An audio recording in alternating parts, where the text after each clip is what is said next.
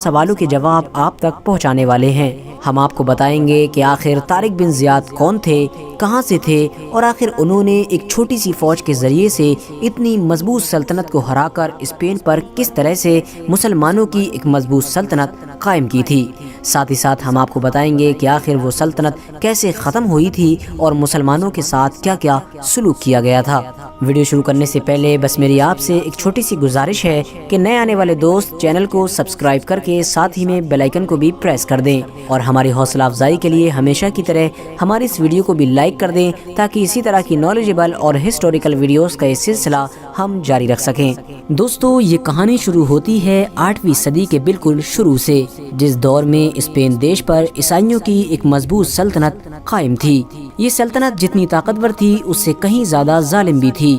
اس عیسائی سلطنت میں رہنے والے وہ یہودی لوگ جو اسپین میں تعداد میں بہت کم تھے، وہ اس سلطنت سے حد سے زیادہ پریشان رہا کرتے تھے، کیونکہ یہ سلطنت ان یہودیوں کے اوپر حد سے زیادہ ظلم کیا کرتی تھی۔ اس دور میں اس سلطنت کے حکمران کا نام روڈرک تھا، جو ایک ظالم اور لالچی قسم کا انسان تھا۔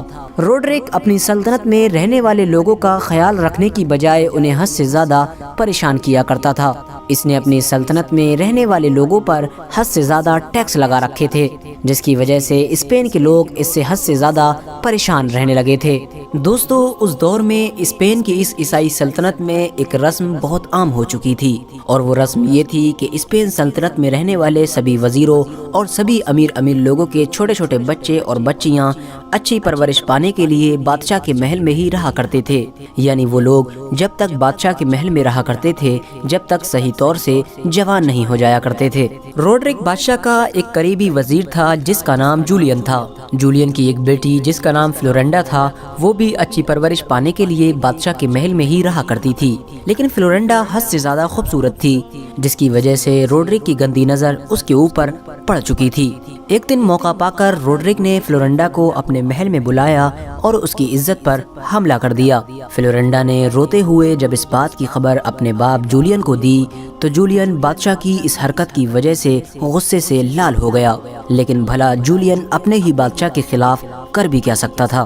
آخرکار بڑے لمبے سوچ وچار کے بعد جولین کے دماغ میں اپنے بادشاہ سے بدلہ لینے کا ایک نیا آئیڈیا آیا، اور وہ فوراً ایک گھوڑے پر سوار ہوا اور اسپین سے دوڑتا ہوا روانہ ہوا۔